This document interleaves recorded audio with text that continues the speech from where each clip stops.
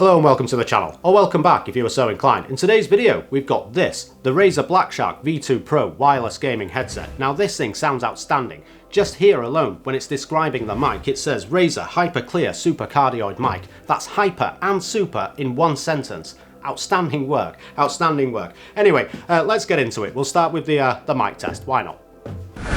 So here we are. As I'm sure you can hear, this is quite a rich mic sound. It's very good. Now I must confess, I have changed one setting within the Synapse software and we will be getting onto that shortly. So far so good. I kind of like it. I think it's quite rich. There's quite a lot of depth to it, which is again unusual, and the fact that I can change the audio setup for the mic itself on a wireless headset is definitely one of the reasons why I wanted to review this. So with that in mind, I suggest we kind of move on and we'll have a look at the build quality and see what this thing's actually like, because so far it looks a bit spindly, but kind of cool. But let's move on to that now. Now, given that we do have the mega marketing for the Hyper Clear Super Cardioid mic, I figured we'd be best taking a look at that first. Now, this is just a detachable mic. As you can see, it's just a 3.5mm connector, nice and easy, and look at the size of that dome on the end. But that's there to hide this huge mic at the end.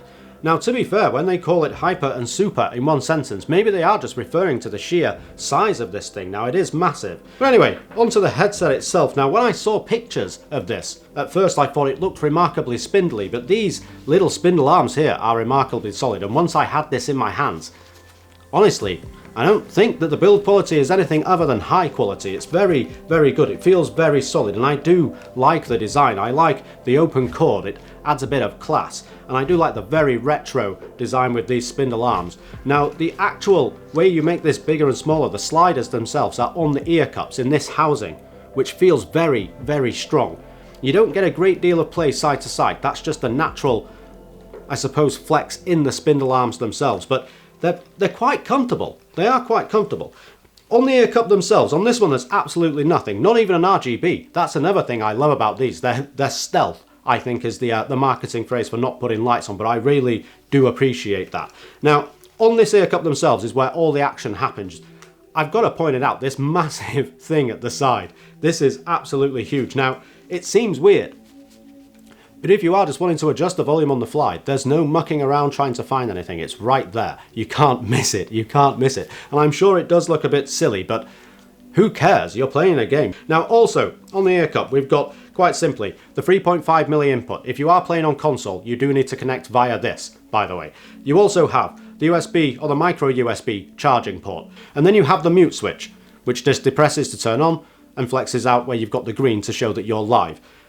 And then you've got the power button. Now, on the mute switch, just to be clear, when you put yourself on mute, there's no feedback to say you're on mute. There's no light at the end of the microphone because you've got this whacking great pop filter on the end. There's no tone in your ear to let you know that you're muted, so you simply don't know. You just have to feel for this, and if it's sticking out, you'll know that you're not. But that's ridiculous. You're having to use an arm. Now, the headband is very sturdy. Very sturdy. You can feel the build quality as you try to flex it. It just wants to go back to the shape that is in. It feels like almost too much padding, to be fair, but it's not, I promise. It's just the right amount. It's very comfortable. Now, the ear cups, it's hard to show you on this because they don't turn in any way. So if you've got them around your neck, that's just how they are. There's no turning in or out. But the padding on them, it is very thick, or at least it gives the appearance that it is. I'm hoping the camera can pick that up. If not, I'm sure I've got some pictures up there, but it's only about maybe 1.5 centimeters, so probably 2/3 of an inch thick. Wearing these was very comfortable. I had a good 6-hour gaming session in one sitting playing Warzone, just trying to be a zombie and run around. But anyway, at the end of it, I could feel that I'd been wearing them, but it was nothing major. I didn't have to give it any of this and rub my head, and I was wearing glasses for a big chunk of it, and they were remarkably comfortable, to be fair. So in terms of the design and the style, I very much like these. I think they're very attractive. They've got that retro classic look about them, and I do like it. And I have heard people say they look like Pilot's headset, which they kind of do, I suppose, but they're still kind of clean. Like I said, there's no RGB. The leverette across the top that has the RAZER logo sort of embossed in with black on black and then stitching around the outside, again, just adds a touch of class to it. So yeah, I think in terms of build quality and design, I've no real complaints, other than you don't get an indicator to let you know that you're on mute, and it definitely doesn't have a chat to game mixer. But yeah, I suppose we'll have a look at the software. This section here, just sound properties. This is what happens when your headset's not turned on. which output it basically goes to. So I have my digital out, and this is the overall volume itself of the headset. Now I have mine turned down to around 94, 95. I just don't want these massive drivers, because they are 50mm drivers topping out on me, so I turned it down ever so slightly and have my PC pretty much on full. The mixer tab, this is pretty much where all the action happens. You do have quite a lot of manual control with various things, so if you are listening to a music app, you have it set to music mode, but you can change that to whatever you want. Same with video applications like YouTube or whatever, or Netflix, it just changes it to movie mode for you. Well, very nice. Other applications, just assume it's a game. That's pretty much the setup of this. Now on games, you can have a profile for each of your games. This isn't my full library, but it's good that I can change this around. I love that it just defaults them all to game mode, but you can go into this and change it somewhat, so you can just have it in the standard stereo. Movie mode, if you like a scenic game like Red Dead Redemption 2, why not? And then custom mode. Now in here you can actually change all of this jazz here. So in this game mode you can go through and test what each of these sounds like and kind of set the location, although they all sound remarkably samey. But let's move on into enhancement. Again, just little bits that you can change with the actual audio itself. Now, voice clarity if you're playing a dialogue heavy game, yep, why not? Or watching a movie and you just want to be able to hear everything clearly, again, why not? Sound normalization just tries to equalize all of the volumes. Bass boost, honestly, these drivers are 50mm. You don't need any more bass than they're already giving you. It's already rather punchy, but we'll come on to that shortly with the audio test. And then we've got our equalizers. Now, default is where it's at there. I normally have mine on movie. I just find it to be richer. If I am playing Warzone, however, I do have it on game mode, but I adjust this just to give that better McDonald's M that you can see there. But anyway, yeah, that's pretty much that. But here, this is the selling point for me of this headset. The audio's great, and like I said, we'll come on to that, but the fact that you can change your mic settings, that's absolutely spectacular. As per usual, I have my mic volume turned slightly down, just to try and stop it clipping at the top end, because you can still hear pop and things like that going on with this mic as it is. This is the setting I had on the mic previously, when I did the mic test earlier. Broadcast mode. Now it just adds a lot more depth, it makes it a lot punchier. Now I'm hoping the voice gate does take away some of the pop that we had earlier in the video, but for me this is definitely the best one. I'm not sure why you would have conference. It just sounds overly tinny and pointless. It's like a joke of a setting. I'm not sure why you do it. Then you've got mic boost, which just adds more. That's pretty much all I can say with that. But broadcast is definitely the best one for me. And then there's additional enhancements like ambient noise reduction, which does start to take away some of the frequency from my voice itself, but does help again to blot out some of that background noise. Then we've got vocal clarity, which just adds a bit more. It's all just about enhancements, but they tend to be quite poor. I just prefer it to be on broadcast mode. That for me felt and still does feel like the best setting. And then our standard power settings. Now, the battery life of this headset is rated for around 24 hours. I don't know if that's 24 hours persistent use. But either way, anything above 15 is plentiful. If I can get 2 or 3 long 6-hour gaming sessions out of a headset without charging it, I'm rather impressed. And these do come pretty much fully charged out of the box, by the way, as well. You can just whack them in and away you go. But anyway, there we are. That's the Synapse software. So I think we should probably move on now to an audio test.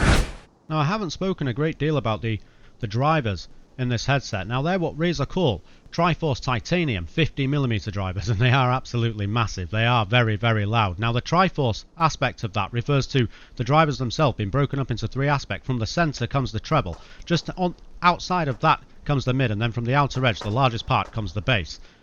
And the titanium aspect basically means that the diaphragm itself has been coated in titanium. So what RAZER say increases clarity. Now, the audio is very precise, and there is very good separation between the mids, the lows and the highs.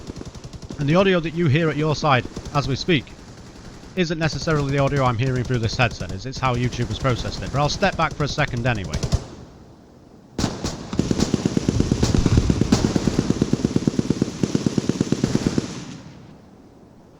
Now, each individual sound source was very well pinpointed there. It was quite accurate, and these are very, very good. The audio is very, very nice. Anyway, moving on. So what do you get in the box with the V2 Pro? Well, we might as well start with the boring stuff. You get a little letter from the CEO of RAZER, how very lovely, and then some instructions, I think. I'm sure they're interesting, but I'm not going to read them to you. Then we get this, the carry case, and it feels like it's made out of nothing. It feels remarkably cheap. I call it more of a dust protector than a carry case itself. I mean, it's so good that RAZER didn't put their brand name on it anywhere, just the green to let you know that it's them. epic work. And then we've got the mic. Now we've already been over the mic. I'm not going to go massively over it again, the hyper clear super cardioid mic. But I suppose a detachable mic for me, there are good and bad points to this. If you do just want to use your headset to listen to music with, then you want to take this out if you are going anywhere with it, which I suppose that's very good. That in itself means that this can be lost, which is very bad. But that also means that this is replaceable, and I do like replaceable parts, so on that front I'd say it's a yes from me. Then we've got this, the USB Type A Wi-Fi connector with the beautiful Razer green connector end to that one, and they do come with these nice little caps. Now this does feel quite good. Yes, it's plastic, but it feels rather nice. Anyway, moving on. Then we have this, the 3.5mm jack, so if you are playing on console, this is what you will need. Now it is a braided cable, and they are quite nice. They do feel very, very good. They feel solid. Yeah, it's just a 3.5mm, obviously a 4-pole jack for input and output, but there we are. And then we've got the charging cable / connect to your computer cable. But again, this is quite a nice cable, and it does come with the little end caps for them. And again, the micro USB looking all very sweet with its green end. How very lovely, how very lovely. But that's pretty much it. The cables are nice, the microphone is good, I like this. This is really bad, paperwork, and then we've got this very, very good looking, very attractive headset, and it's nice as an ornament, to be fair as well. You want to decorate your room with something very pretty and expensive, then this is definitely the headset for you. Now, I suppose in conclusion with this, do I think it's worth the money? Because it is rather expensive for a headset. But I do kind of like it. The audio is very rich, the mic is very good, you can mess around with the settings. It's coming up against some stiff competition at that price point. We've got up there the Corsair Virtuoso, which is a fine headset, so I do feel a bit of a comparison coming on. You've also got the Arctis 7.